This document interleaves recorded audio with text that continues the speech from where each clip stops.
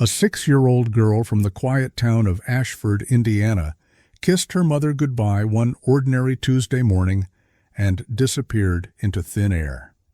Emily Carter had walked the same route to school hundreds of times, just 4 blocks through familiar streets lined with maple trees and white picket fences.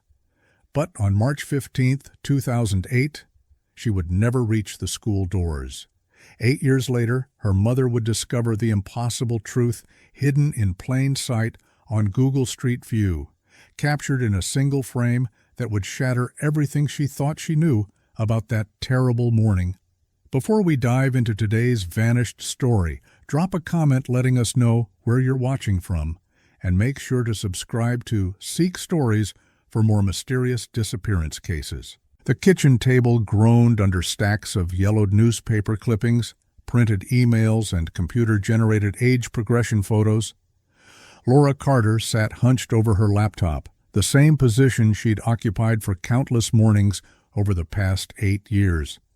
Her coffee had gone cold hours ago, the mug stained with rings from previous cups, previous mornings, previous disappointments.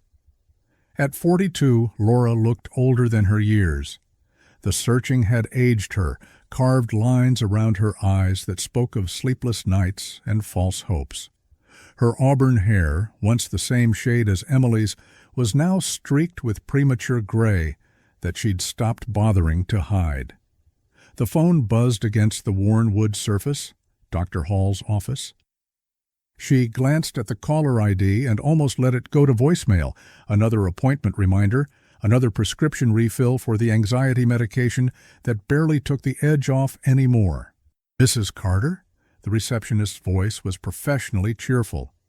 "I'm calling to let you know that Dr. Hall's practice has moved to a new location. Your next appointment will be at our new office on Riverside Medical Plaza." Laura fumbled for a pen, knocking over the salt shaker.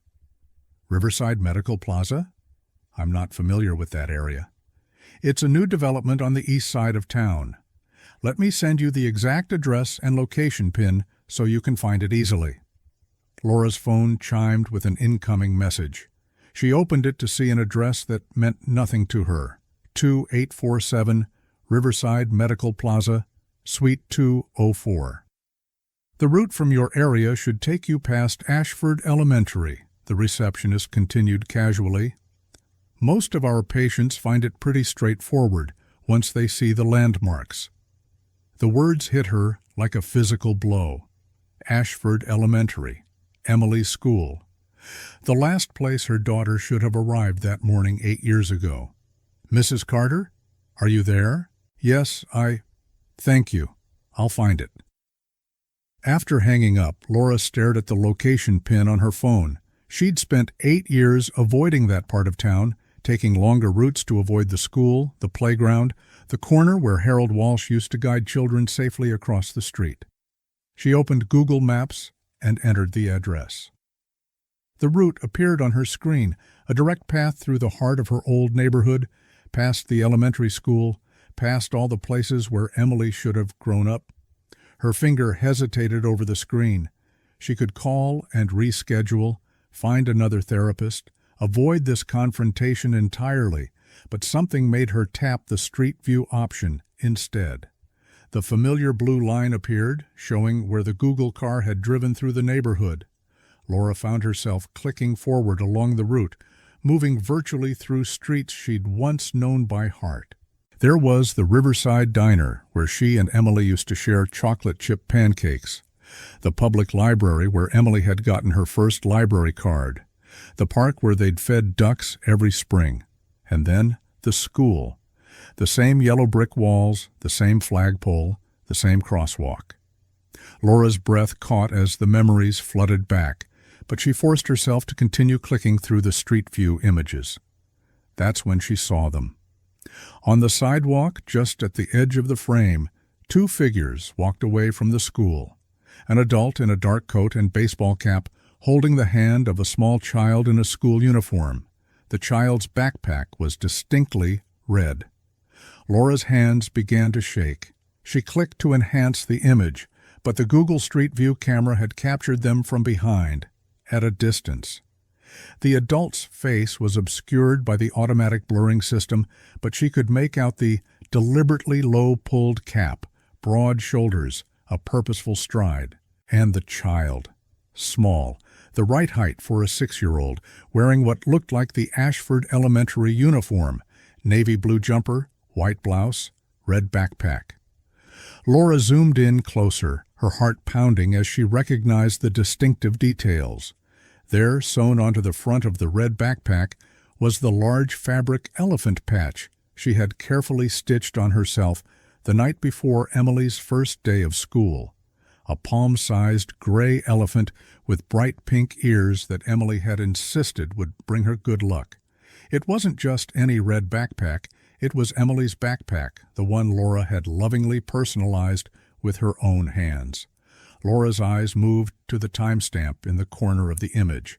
The photo had been taken on March 15, 2008, the exact day Emily vanished. "Oh my God," she whispered to the empty kitchen. "Oh my God." Her laptop screen blurred as tears filled her eyes. After 8 years of searching, of false leads and dead ends, of wondering if Emily was alive or dead, here was proof. Captured by chance in a Google Street View image, frozen in time at the moment her world had ended. This wasn't a hallucination brought on by grief or medication. This was real, documented evidence that someone had walked away from Emily's school with a child matching her description on the exact morning she disappeared. Laura's hands trembled as she took screenshots of the image from multiple angles. She needed to call Detective Sullivan immediately, but first she stared at the photo one more time, memorizing every detail. Somewhere in this digital breadcrumb was the key to finding her daughter. After 8 years of prayers and searching and false hope, Emily might finally be coming home. She grabbed her car keys with shaking hands and rushed toward the door, her heart pounding with the first real hope she'd felt in years. 20 minutes later, Laura burst through the doors of the Ashford police station, her phone clutched in her trembling hands. Detective Mark Sullivan looked exactly the same as he had 8 years ago, as if time had stopped for him the day Emily disappeared. The same rumpled shirt, the same coffee-stained tie, the same weighted expression of a man who'd never stopped carrying the burden of an unsolved case. "Laura?" He stood as she entered his office. "What brings you here?" "You sounded urgent on the phone." "Mark, I found something." She took a shaky breath. "Something that could change everything about Emily's case." Sullivan's expression shifted from routine politeness to sharp attention. He gestured for her to sit down. "Tell me what you've got." Laura handed him her phone, the Street View image already loaded. "I was looking up directions for a doctor's appointment, and I accidentally clicked on Street View. This is from the morning Emily disappeared." Sullivan took the phone, studying the image carefully. His eyes moved to the timestamp, then back to the figures in the photo. "What am I looking at here?" "That's a man walking away from the school with a child." A child in the school uniform carrying a red backpack. Laura's voice trembled with excitement and fear. "Mark, look at the date. March 15th, 2008, the exact day she vanished." Sullivan zoomed in on the image, his face growing more serious. The same backpack Emily was wearing that morning? Exactly the same. This photo was taken at the precise time she should have been arriving at school, but instead, someone was walking away from it with a child, matching her description. "Jesus," Sullivan whispered. He set the phone down and looked at Laura intently. "After 8 years, Laura, this is the first concrete lead we've had since the case went cold. I need to call Google immediately to get the full metadata on this image." He was already reaching for his desk phone. "We're reopening Emily's case officially. I'm going to need you to send me everything, screenshots, the original link, whatever you've got." Laura felt tears she hadn't realized she was holding back spill down her cheeks. "You really think this could lead us to her?"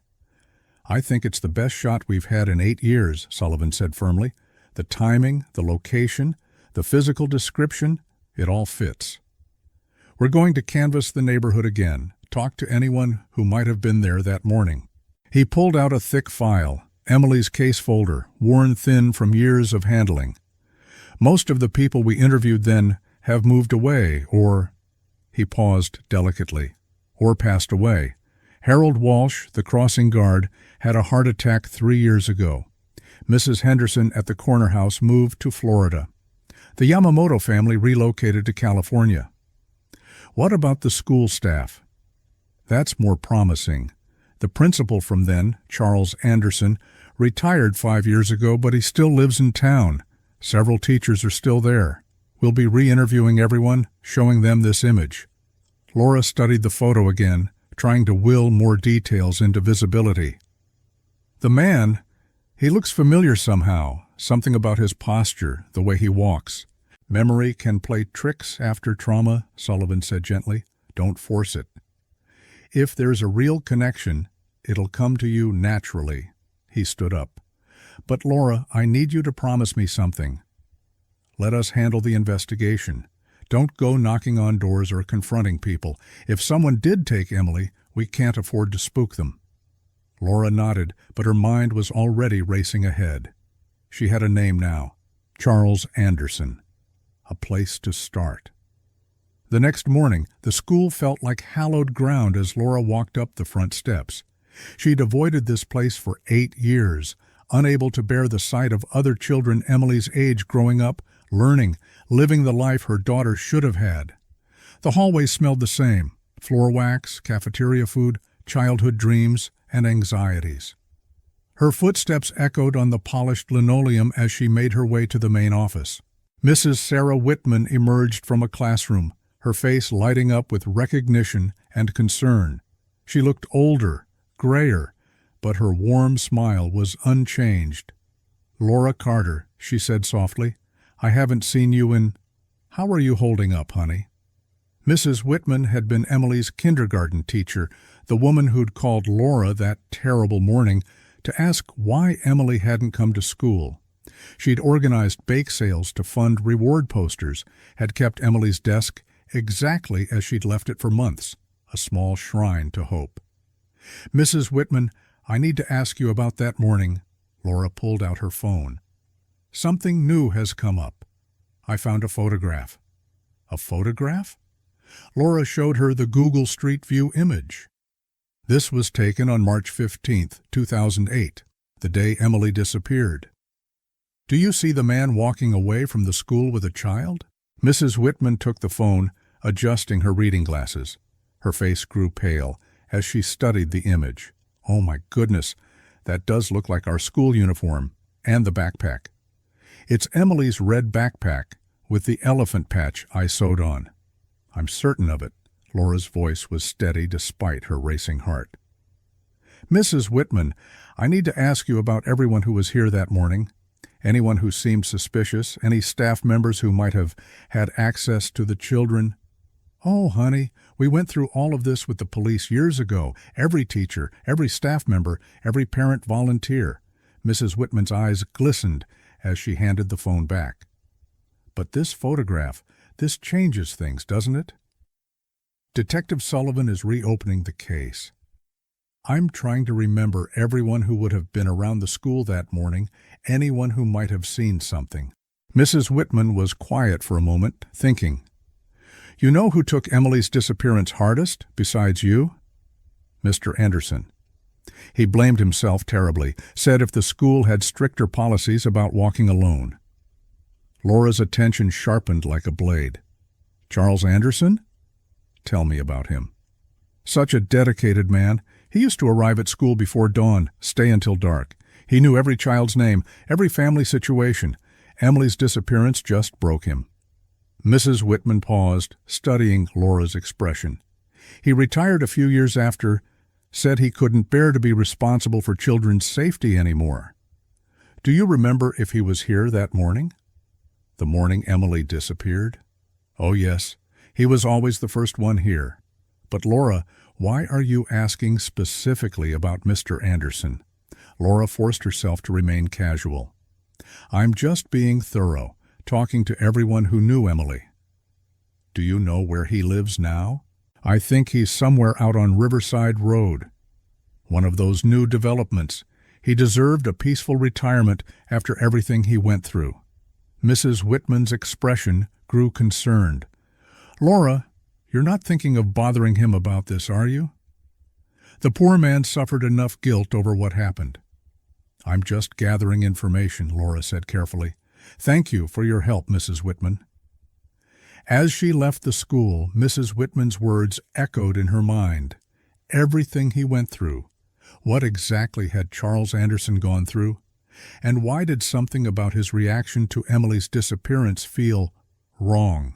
Later that afternoon, Laura sat at a computer terminal in the Ashford Library's reference section, her fingers flying over the keyboard.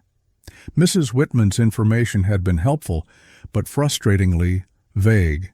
Somewhere out on Riverside Road, one of those new developments. Riverside Road was a long stretch, and Laura needed something more specific before she started driving around aimlessly. Charles Anderson's name brought up sparse results, a few mentions in old-school newsletters, a retirement announcement in the local paper from 5 years ago, but no current address, no social media presence. She tried a different approach, searching property records through the county assessor's website. There, Charles Anderson, 67, had sold his house on Pine Street 3 years ago. The buyer was listed as a real estate investment company. But where had he moved? She expanded her search to nearby counties, trying different spellings, different middle initials. Nothing concrete, just the same vague trails that led nowhere. The librarian, a young woman with kind eyes, approached her table. Finding what you need? I'm trying to locate someone. Charles Anderson. He used to be the principal at the elementary school. Oh, Mr. Anderson. He comes in here sometimes. Lovely man, always checking out books about child psychology and education theory. I think he lives out on Riverside Road now, one of those new developments past the shopping center. Laura's heart pounded. This confirmed Mrs. Whitman's information, but still wasn't specific enough. Do you know the exact address? I'm sorry, I couldn't give out patron information, even if I had it. Privacy policies, you understand. But he was just in last week, mentioned something about his vegetable garden, said retirement was treating him well. As the librarian walked away, Laura stared at the computer screen. Still no concrete address after 2 hours of searching. But something nagged at her about the librarian's casual mention. Anderson was still checking out books on child psychology. Why would a retired principal need to study that subject unless... She shook off the thought. She was reading too much into innocent details, seeing conspiracies where none existed. Anderson had been thoroughly investigated, had a solid alibi, lived a quiet retirement life. So why did every instinct she possessed scream that something was wrong? Riverside Road development, she murmured to herself, repeating the same vague description she'd heard twice now. She gathered her things, making a decision. Sometimes the direct approach was better than endless searching through databases. She'd drive to the Riverside Road area and ask around until someone could tell her where Charles Anderson lived. But as she walked toward her car, Laura realized the afternoon was getting late. Starting to knock on doors at this hour might make her seem suspicious, especially in a quiet residential neighborhood. Better to wait until morning, when her presence would seem more natural. The following morning, the Riverside Road development was a maze of identical ranch houses, each with precise lawns and matching mailboxes. Laura drove slowly through the streets, looking for any sign of Charles Anderson. She didn't even know what his car looked like now, had no concrete plan beyond the desperate hope of spotting something familiar. At the development's entrance, she noticed a small security booth. Laura pulled over and approached the guard, a middle-aged man reading a newspaper. "Excuse me," she said, trying to sound casual. "I'm looking for an old colleague, Charles Anderson. I believe he moved here a few years ago, but I don't have his exact address." The guard looked up from his paper. "Anderson?" "Yeah, Charlie." "Nice guy. Lives at 742 Willow Court. House with the silver Honda. Thank you so much. The house looked exactly like its neighbors. Beige siding, black shutters, a small front porch with twin planters. A silver Honda Civic sat in the driveway. The mailbox confirmed it. C. Anderson. Laura sat in her car for several minutes, gathering courage. What would she say? What if he wasn't home? What if he was home, and her suspicions were completely unfounded? She walked up the front sidewalk, noting the meticulously maintained flower beds, the spotless driveway, the same obsessive attention to detail that Charles Anderson had brought to running the elementary school. The doorbell chimed inside, followed by footsteps. The door opened to reveal Charles Anderson, looking much as he had when she'd last seen him at Emily's memorial service 8 years ago. Tall, thin, with carefully combed gray hair and kind eyes behind wire-rimmed glasses. He wore a cardigan sweater despite the warm weather. "Mrs. Carter," he said, and there was something in his voice, surprise, but also something else. Wariness? Fear? "What brings you to my neighborhood?" "Mr. Anderson, I hope you don't mind me dropping by. I was hoping to ask you about Emily's case. There have been some new developments." His grip on the door handle tightened almost imperceptibly. New developments? After all this time? "May I come in? It'll just take a few minutes." He hesitated, glancing back into the house. "Actually, this isn't the best time. I have someone. I'm expecting company. Perhaps we could meet for coffee tomorrow?" "Oh." Laura tried to peer past him into the house. "I'm sorry, I should have called first. It's just that the police found new evidence, and I'm talking to everyone who knew Emily, hoping someone might remember something." "What kind of evidence?" There was something in his tone that made her pause. Not curiosity, anxiety. "A photograph from the morning she disappeared. It shows a man walking away from the school with a child." Charles Anderson's face went very still. "I see. The police think it might be Emily in the photo. They're reopening the case." From somewhere inside the house came the sound of a door closing, footsteps on hardwood floors. Anderson stepped back slightly, as if trying to block her view. "Well," he said, his voice carefully controlled, "I certainly hope they find answers.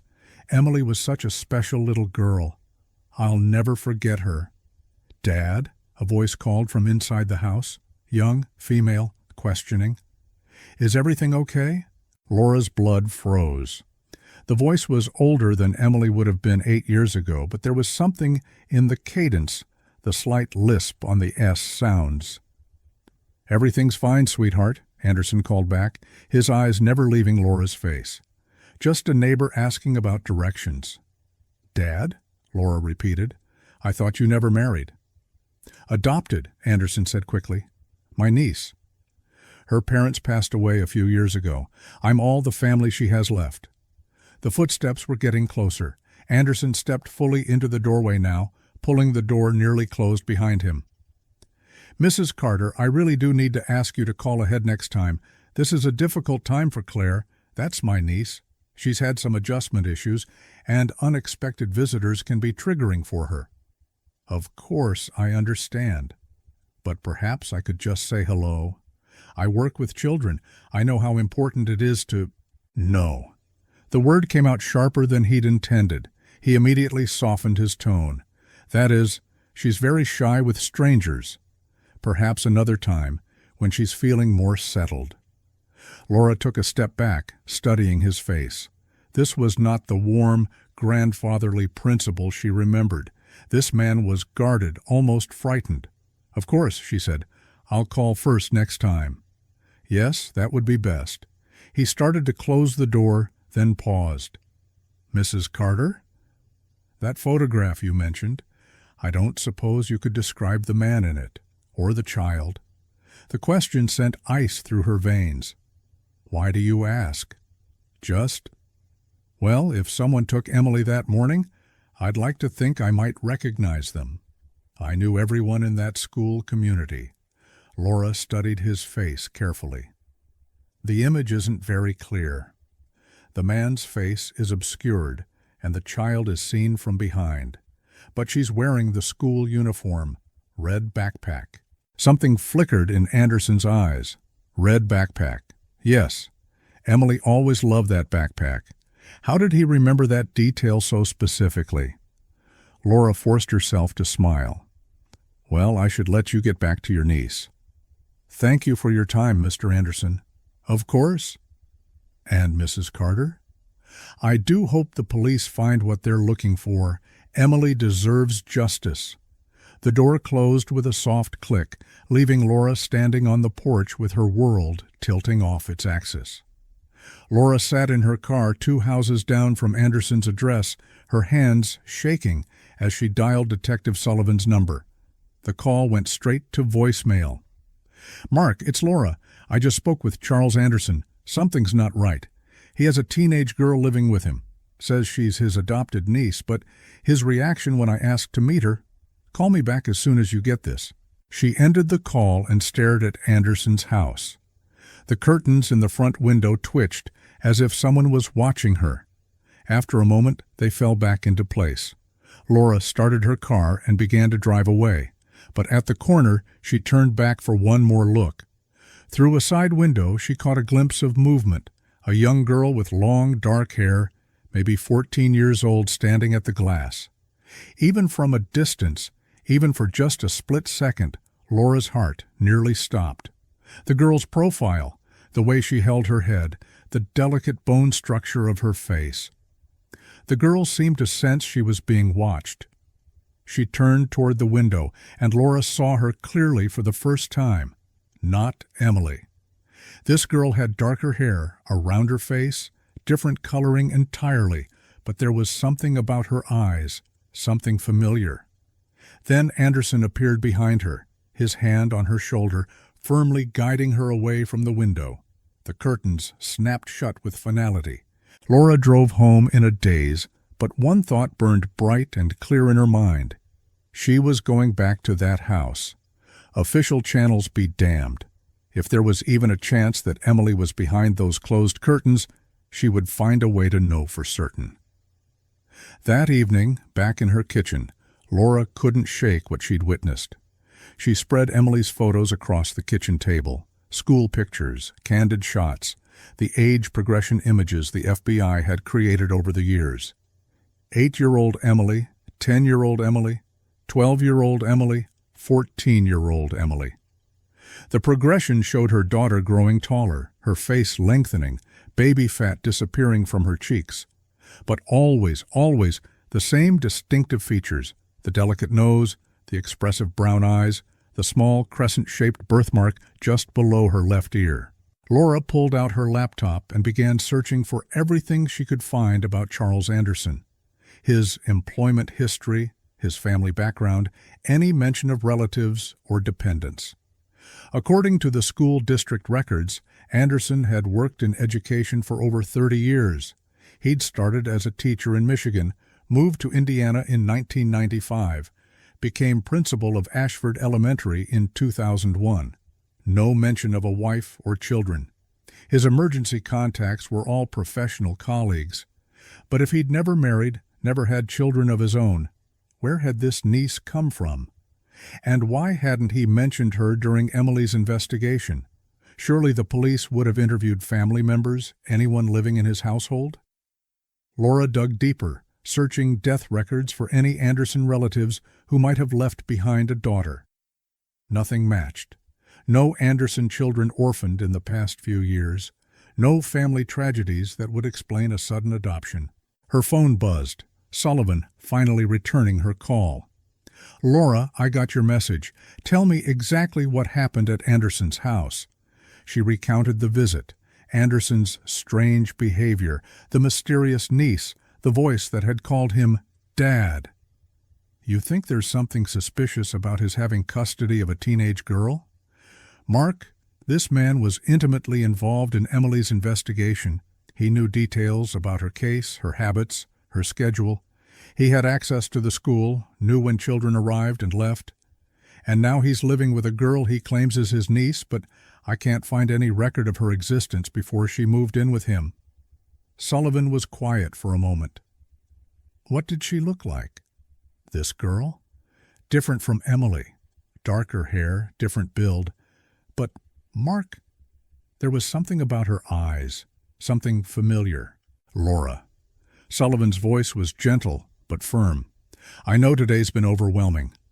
Finding that photograph, having the case reopened, it's natural that you'd be looking for connections everywhere. But Charles Anderson was thoroughly investigated 8 years ago. Clean background, solid alibi for the morning Emily disappeared, no red flags whatsoever. What was his alibi? He was at school. First one there that morning, as usual.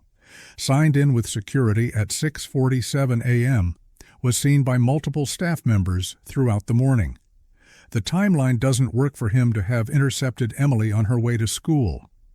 Laura felt deflated. Of course Anderson had an alibi. Of course the police had been thorough. But will you at least run a background check on this girl? See if there are any adoption records, any official documentation of her living with him? I can do that, Sullivan agreed, but Laura, try not to read too much into this. A man's entitled to privacy about his family situation, especially if the girl has been through trauma. After hanging up, Laura remained at the kitchen table, staring at Emily's photos. She pulled out a box she hadn't opened in years, Emily's belongings from that final week. At the bottom, wrapped in tissue paper, was Emily's favorite toy, a small recording device shaped like a microphone that played back whatever was spoken into it.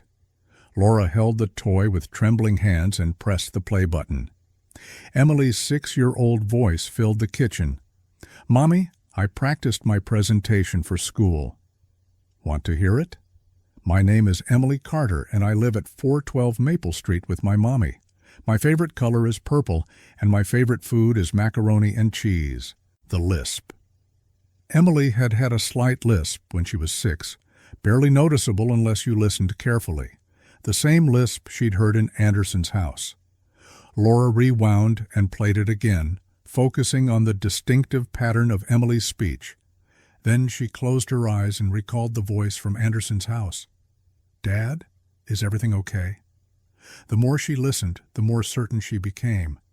That had been Emily's voice, aged by 8 years but still carrying the same unmistakable qualities that only a mother would recognize. By morning, Laura had made her decision. She was going back to that house, and this time she wasn't leaving until she knew the truth. Laura sat in her car across the street from 742 Willow Court, watching the house for any sign of activity. She'd been there since dawn, running on caffeine and desperate hope. At 8:15, the front door opened. Charles Anderson emerged, dressed in khakis and a polo shirt, carrying what looked like a briefcase. He got into the Honda Civic and backed out of the driveway, heading toward the main road. Laura waited 10 minutes to be sure he was gone, then crossed the street and walked around to the back of the house. What she didn't know was that Anderson had forgotten something important. Halfway down the block, he muttered angrily to himself, spun the Honda Civic around, and drove back toward Willow Court. The backyard was enclosed by a tall privacy fence, but she could see over it from the alley. A small garden, neatly maintained, a single lawn chair. No sign of teenage activities, no bikes, no sports equipment, nothing to suggest a young person lived there. She tried to peer through the back windows, but heavy curtains blocked her view. The only clear window was a small one high up, possibly a bathroom or utility room. "Excuse me." A voice behind her made her jump. "Can I help you?" Laura turned to find an elderly woman standing in the alley, walking a small terrier. The neighbor from the house next door, judging by her proximity. "Oh, I'm sorry. I was looking for Charles Anderson. I'm an old colleague from the school district." The woman's expression softened. Charlie's such a nice man, so dedicated to that girl of his. Girl? His daughter? Or niece, I think he said. Quiet little thing. I hardly ever see her outside. Charlie says she's homeschooled, very studious. Laura's pulse quickened. How long have they lived here? About 3 years now. Charlie built that fence the first month he moved in, said the girl needed privacy, Had some anxiety issues. She's lucky to have someone who cares so much about her well-being. Do you know her name? Claire, I think. Pretty girl from what I've seen of her. Dark hair, very mature for her age. Charlie's done a wonderful job raising her, especially after what she went through. What she went through? The neighbor leaned closer, lowering her voice. Her parents died in a car accident when she was little. Terrible tragedy. Charlie stepped in when no one else would. He's devoted his whole life to making sure she feels safe and loved. Laura felt cold. Did he tell you this? Well, not directly. I overheard him on the phone once talking to what sounded like a doctor or counselor. Poor child has trauma-related memory issues, apparently. Charlie was asking about the best way to help her process the loss. The neighbor's dog tugged at its leash, ready to continue their walk. I should let you get back to your visit. Tell Charlie that Marge from next door says hello. As the woman walked away, Laura remained in the alley, her mind racing. Memory issues, trauma, a car accident that had never happened, parents who had never died. Her phone buzzed with a text from Detective Sullivan. Ran background check on adoption/custody records for Charles Anderson. No official documents on file. Could be informal arrangement. Will follow up with social services. No official adoption. No documentation. A teenage girl living with a man who wasn't her legal guardian, cut off from the outside world, told stories about dead parents and car accidents that had never happened. Laura looked around to ensure she was alone, then began climbing the fence. The fence was 6 feet tall, but Laura found handholds in the wooden slats. She pulled herself up and over, dropping into Anderson's backyard with more noise than she'd intended. She froze, listening for any sign that she'd been heard from inside the house. Nothing. The small, high window was about 8 feet off the ground, but a utility box mounted on the wall provided a foothold. Laura climbed carefully, trying not to think about what she was doing, what it meant if she was wrong. The window was slightly open, and she could hear sounds from inside, running water, the clink of dishes. Someone was in the kitchen, just below this window. Laura pressed her face to the glass and peered down. A teenage girl stood at the sink washing breakfast dishes. She wore jeans and a simple green sweater, her dark hair pulled back in a ponytail. From above, Laura could see the top of her head, the graceful line of her neck. As if sensing she was being watched, the girl looked up. Laura's world stopped. The face was older, changed by 8 years of growth and puberty. The hair was darker, probably dyed. The features were more mature, less childlike, but the eyes were unmistakable. Emily's eyes, the same deep brown, the same expressive quality that had made her such a captivating child. And there, just below her left ear, barely visible from this angle, was a small crescent-shaped birthmark. The girl stared up at the window in confusion, and Laura saw her lips form a single word. Hello? The voice was Emily's voice, older but carrying the same distinctive lisp. Laura's daughter was looking directly at her, alive, real, after 8 years of not knowing. Emily, Laura whispered. The girl's expression changed, confusion giving way to something else. Recognition? Fear? She took a step back from the window. Emily, it's me, it's Mom. But the girl was already turning away, moving toward what must be the living room. From inside the house, a door slammed. Heavy footsteps crossed the hardwood floor. Anderson had just come back inside. The girl called out, "Dad? Dad, someone's outside." Laura heard Anderson's voice responding from another part of the house, sharp with concern. "What do you mean someone's outside?" There was a woman at the window. "She called me. She used a different name." Footsteps rapid, getting closer. Laura scrambled down from the utility box and ran for the fence. She could hear Anderson's voice behind her, angry now. "Claire, get away from the windows. Lock yourself in your room." "But, Dad," she said. "Now, Claire." Laura pulled herself over the fence and dropped into the alley just as she heard the back door slam open. Anderson's voice carried over the wooden barrier. "Whoever you are, I'm calling the police." She ran to her car and drove away with shaking hands, Anderson's threats echoing in her ears. But beneath the fear was a certainty that burned like fire in her chest. Emily was alive. Emily was in that house. And Charles Anderson had been lying for 8 years. Now she had to prove it before he disappeared with her daughter forever. Laura pulled over 3 blocks away and called Detective Sullivan with trembling fingers. "Mark, it's Laura. I found her. I found Emily."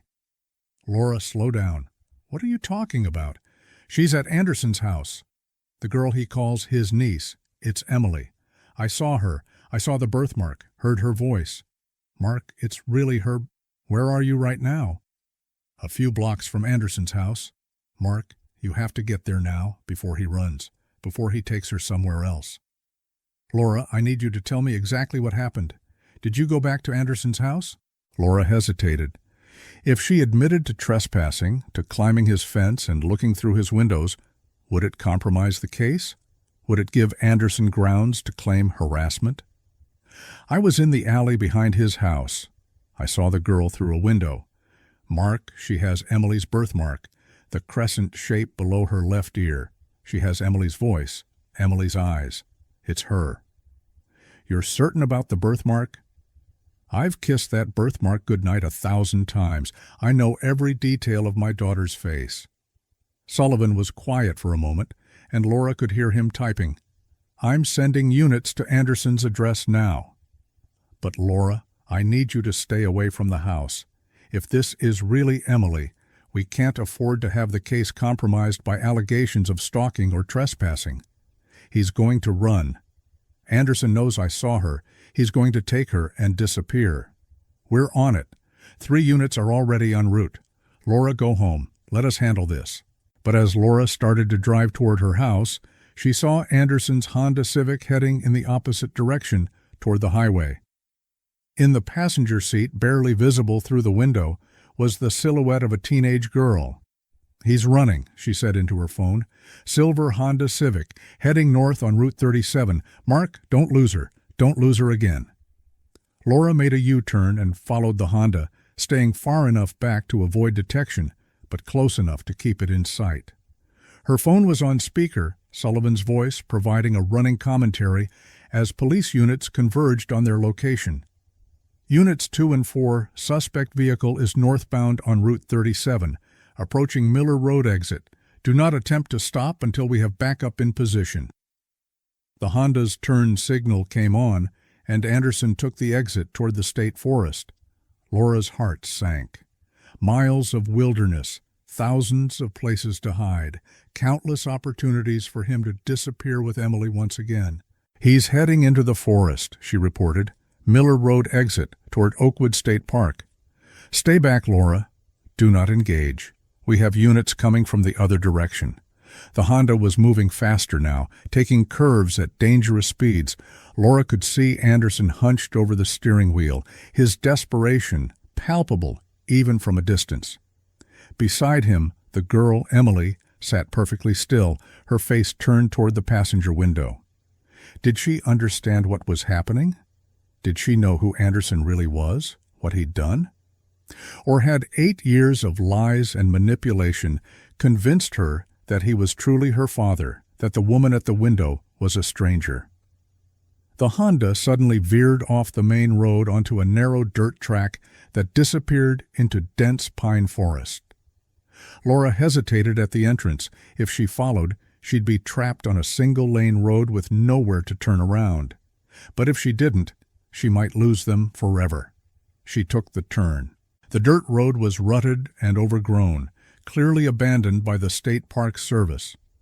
Tree branches scraped against her car windows as she navigated the winding path. Ahead, she could see the Honda's taillights flickering through the forest canopy. "Laura, what's your location?" Sullivan's voice crackled through her phone speaker. "Old logging road, maybe 2 miles into the forest. The road's too narrow for your units. You'll have to come on foot." "We're sending officers on ATVS ETA 10 minutes. Do not approach the suspect alone, but 10 minutes might be too late." Laura could see the Honda stopped ahead, parked at the edge of what looked like an abandoned campground. Anderson was already out of the car, moving around to the passenger side with quick, desperate movements. Laura parked 50 yards back and crept forward through the trees, using the thick pine trunks as cover. She could hear Anderson's voice, urgent and pleading. "Claire, sweetheart, we need to keep moving. There are bad people trying to take you away from me. Dad, I'm scared." Emily's voice, older but still carrying that familiar tremor when she was frightened. "Why are we running?" What did that woman want? Laura's heart broke hearing the fear in her daughter's voice, seeing how completely Anderson had convinced her that he was her protector. "She wants to hurt you, baby. She's one of the people who took your real parents away, but I won't let that happen. I'll keep you safe, just like I promised." Emily was standing beside the car now, and Laura could see her clearly for the first time in 8 years. She was beautiful, tall for 14, with delicate features that echoed the child Laura remembered. But there was something in her posture, a wariness that spoke of years spent looking over her shoulder, never quite feeling safe. "Where will we go?" Emily asked. "I have a place prepared." "Somewhere they'll never find us." Anderson was pulling camping gear from the Honda's trunk, a backpack, sleeping bags, supplies for an extended stay in the wilderness. He'd planned for this contingency, Laura realized. He'd always known this day might come. "Dad, that woman, she called me by a different name." Anderson froze. "What name?" "She said, Emily. She said, 'It's Mom.'" Anderson's face went very still.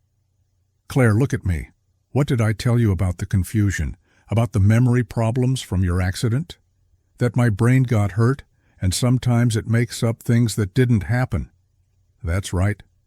And what else?" Emily's voice was small, reciting something she'd clearly been made to repeat countless times. "That there are people who want to use my confusion against me. People who pretend to know me from before, who want to take me away from the only family I have left." "Exactly." Anderson cupped her face in his hands, his voice gentle but insistent. "I'm the only one who's ever really loved you, Claire. I'm the only one who's ever kept you safe." Laura couldn't bear to hear another word. She stepped out from behind the trees. "Emily!" Both Anderson and the girl whirled around. Anderson immediately moved to shield Emily, his hand reaching for something in his jacket. "Get away from her," he snarled. "Claire, get behind me." But Emily was staring at Laura with an expression of confusion and something else, a flicker of recognition so deep it seemed to bypass her conscious mind entirely. "I know you," she whispered. "Emily, my name is Laura Carter. I'm your mother." "No." Emily shook her head violently. "My mother is dead. She died in a car accident when I was 6. There was no car accident, sweetheart. This man took you from me 8 years ago. You were walking to school, and he convinced you to get in his car." Anderson's hand emerged from his jacket holding a small pistol. "I said get away from her." Laura raised her hands but didn't retreat. "Emily, do you remember your bedroom? The purple walls with the star stickers on the ceiling? Do you remember your stuffed elephant, the one you called Peanut?" Something flickered in Emily's eyes. I don't remember the song I used to sing to you at bedtime? Twinkle, twinkle, little star, how I wonder what you are." Emily's hand moved unconsciously to the spot below her left ear, touching the crescent-shaped birthmark.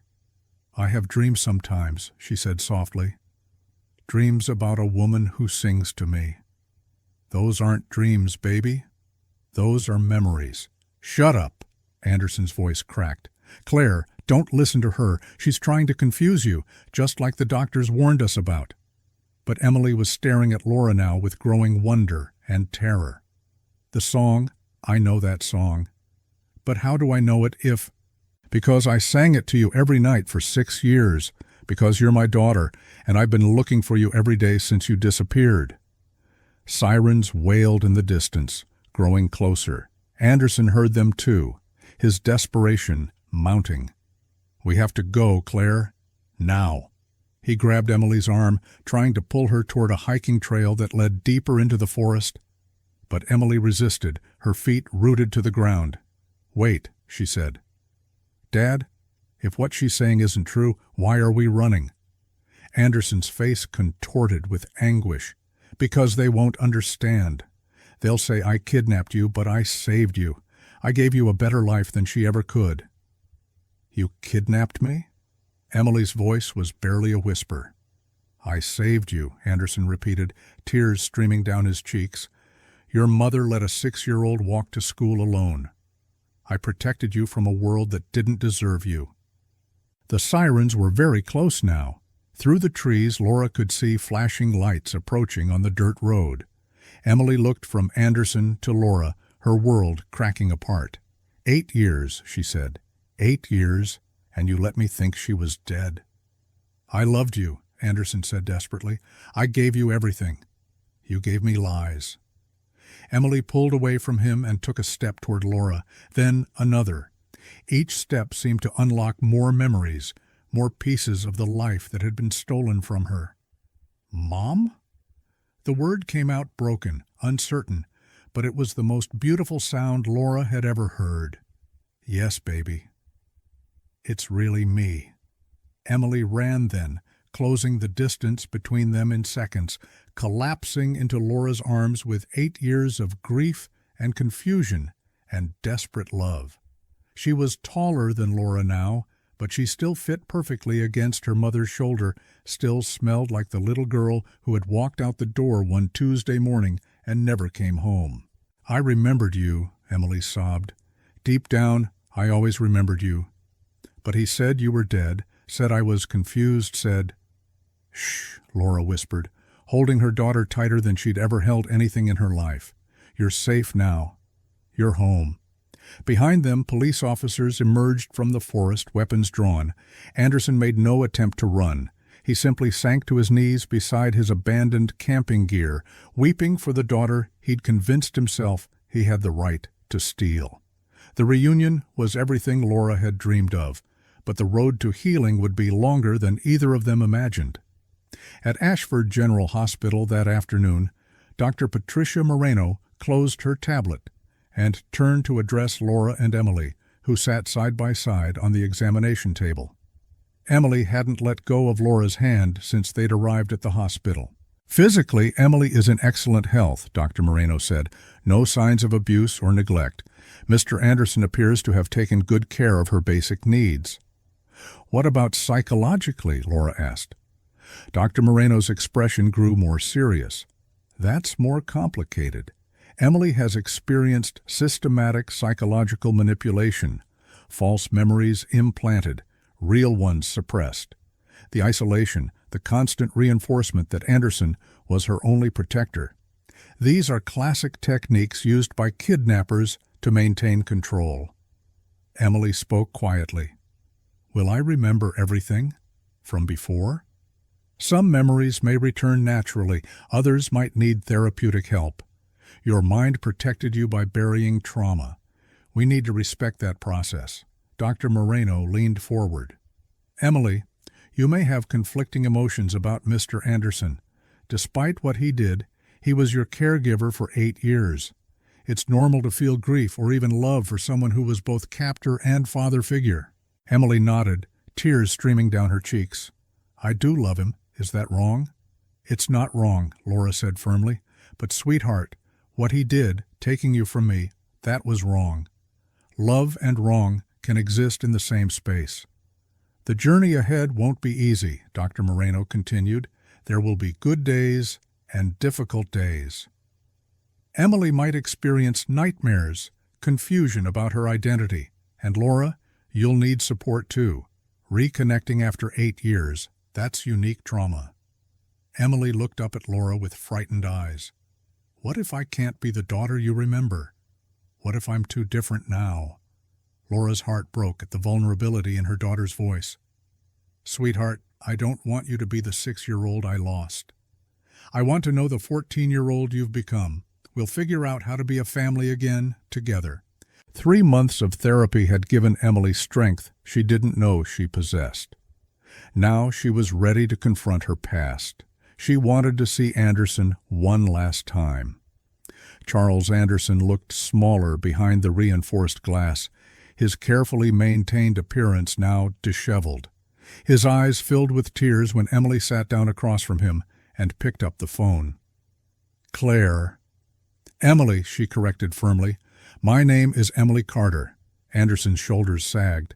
Emily, you look healthy, happy. I am. I'm getting stronger every day. Emily studied his face through the glass. Without the familiar surroundings, without the elaborate fiction, he looked like what he was. A lonely, deluded man who'd convinced himself that kidnapping was love. I came to tell you something, Emily said. I forgive you for loving me, for taking care of me when I was sick, for teaching me about books and music. Her voice remained steady, controlled. But I will never forgive you for the lies, for letting me believe my mother was dead, for stealing 8 years of my life. Anderson wept openly. I thought I was saving you. Your mother let you walk to school alone. You thought wrong. Emily leaned forward, her eyes blazing with quiet fury. You destroyed 2 lives to fix your own loneliness. That's not love, Mr. Anderson. That's selfishness. What will happen to you now? He asked quietly. I'll testify at your trial. I'll tell the truth about what you did, and then I'll go home to my real family and build a life based on honesty instead of fantasy. Emily stood to leave, then paused. Goodbye, Mr. Anderson. I hope you find a way to live with what you've done. She walked away without looking back, leaving him alone with the weight of his choices. 6 months after her rescue, Emily's day in court had arrived. The courtroom was packed as Emily took the witness stand. She wore a simple blue dress, looking every inch the poised teenager she'd grown into over months of therapy and healing. Charles Anderson sat at the defendant's table, unable to meet her eyes. State your name for the record, the prosecutor requested. Emily Catherine Carter. Her voice was clear and strong. Emily, can you tell the court what happened on the morning of March 15th, 2008? I was walking to school. Mr. Anderson pulled up and told me there was an emergency, that my mother had been in an accident, and he needed to take me to the hospital. Emily's composure remained steady. I trusted him because he was my principal. What happened next? He drove me to his house instead. He told me my mother had died, that I'd been so traumatized I couldn't remember my life before. He said my name was Claire Anderson, and he was going to take care of me now. For 8 years, he maintained this fiction. Whenever I had memories of my real life, he convinced me they were hallucinations. He isolated me, homeschooled me, moved us where no one would recognize me. How do you feel about Mr. Anderson now? Emily took a deep breath. I feel sorry for him. He confused obsession with love. But feeling sorry doesn't excuse what he did. He stole 8 years of my life and my mother's life. He robbed me of a normal childhood. She turned to look at Anderson directly. What he did wasn't love. It was selfish and cruel, and no amount of gentle care can make up for taking someone's child. When Emily stepped down, the courtroom was silent except for the sound of Anderson weeping. Judge Harrison called a brief recess before sentencing. Charles Michael Anderson, Judge Harrison began, you have been found guilty of kidnapping in the first degree, child endangerment, and identity fraud. Do you have anything to say before sentencing? Anderson stood shakily. He looked toward Emily, who sat between Laura and Detective Sullivan. Emily, his voice cracked, I know what I did was wrong. I convinced myself I was protecting you, but I was just trying to fill the hole in my own life. He wiped his eyes. You've grown into such a remarkable young woman. But I know I don't deserve credit for who you've become. That's all you, and your real mother. Judge Harrison reviewed his notes. Mr. Anderson, your crimes are among the most heinous this court has seen. You didn't just commit kidnapping. You engineered elaborate psychological manipulation that damaged a child's reality and identity. I sentence you to 25 years in state prison with possibility of parole after 20 years, conditional on psychological treatment and demonstration of genuine understanding of the harm you've caused. Anderson nodded, accepting the sentence without protest. As the bailiff led Anderson away, he looked back once at Emily. She met his gaze steadily, then turned to her mother with a small, peaceful smile. A year had passed since that day in the forest. September had come again, but this time everything was different. Laura stood at the same corner where she'd first discovered the Google Street View image, watching Emily walk confidently through the front doors of Ashford High School. At 15, Emily had chosen to attend public school again, ready to reclaim the normal teenage life that had been stolen from her. Detective Sullivan approached, carrying a coffee and wearing the first genuine smile Laura had seen from him in years. "How's she doing?" he asked. "Better every day. She's made friends, joined the drama club. Sometimes I catch her humming that lullaby I used to sing." Laura smiled. "She's not the same girl who disappeared 8 years ago, but she's not the girl Anderson tried to create either. She's uniquely herself. And you?" "I'm learning to be a mother to a teenager instead of searching for a missing child. It's strange, but wonderful." Laura looked back at the school. "You know what's funny?" Anderson thought he was saving her from danger, but the real danger was him, the person we trusted most. Sullivan nodded. "The case file's officially closed now. 8 years of searching, and it was solved by a random Google Street View image." "Not random," Laura said quietly. "Emily was meant to come home. Sometimes the universe works in strange ways." Through the school's front windows, they could see Emily laughing with her classmates, finally living the teenage life she'd been denied. The same building where her nightmare began had become the place where her real life could finally restart. "She's home," Laura whispered, and for the first time in 8 years, those words carried only joy, not desperate hope. As they walked away, neither noticed the Google Street View car making its usual rounds, documenting ordinary moments on ordinary streets, including a mother and daughter reunited, walking together into whatever came next. Thanks for watching until the end. It really means a lot. If this story caught your attention, don't forget to like, share, and drop your thoughts in the comments. I'd love to know what stood out to you most. And of course, make sure to subscribe to Seek Stories and hit the bell so you never miss the next mystery. See you soon.